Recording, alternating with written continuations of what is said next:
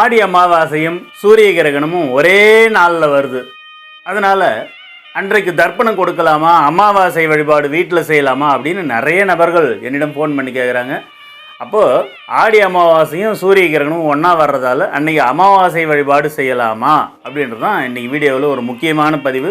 முழுமையான விளக்கங்களுடன் உள்ளது, மறக்காமல் பாருங்கள். முதலில் ஆடி அமாவாசை எந்த தேதியில் வருகிறது என்று பார்க்கலாம்.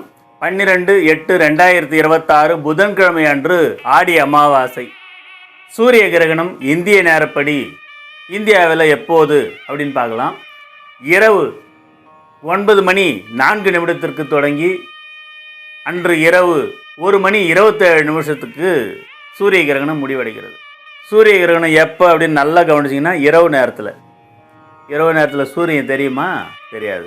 கிரகணம் தெரியுமா? தெரியாது. எனவே சூரிய கிரகணம் இந்தியாவில் தெரியவே தெரியாது. தெரியாத ஒரு சூரிய கிரகணத்துக்காக அமாவாசை வழிபாடை நிறுத்துவதில் எந்த பயனும் இல்லை. அமாவாசை வழிபாடு செய்யலாமா? தாராளமாக செய்யலாம். அமாவாசை திதி கொடுக்கலாமா, தர்ப்பணம் கொடுக்கலாமா? தாராளமாக கொடுக்கலாம். வீட்டில் வழிபாடு செய்யலாமா? தாராளமாக அமாவாசை வழிபாடு வீட்டில் செய்யலாம். நல்லாவே இருக்குதுங்க. இது முன்னோர்களை நினைத்து முன்னோர்களுக்காக நாம் நன்றி கூறும் அற்புதமான நாள். எனவே முன்னோர்களுடைய இந்த வழிபாடு எந்த விதத்தையும் தடையில்லாமல் நாம் திதி கொடுக்கலாம், தர்ப்பணம் கொடுக்கலாம், வழிபாடு செய்யலாம். முன்னோர்களுடைய ஆசையால் நமது சந்ததி பல நன்மைகளை பெறும். இந்த வீடியோ உங்களுக்கு மிகவும் பயனுள்ளதாக இருக்கும் என்று நினைக்கிறேன். நம்முடைய சேனலை சப்ஸ்கிரைப் பண்ணுங்கள், லைக் பண்ணுங்கள், ஷேர் பண்ணுங்கள். என்னிடம் ஜாதகம் பார்க்க வேண்டுமென்றால் என்னுடைய வாட்ஸ்அப் நம்பர் 9092120588.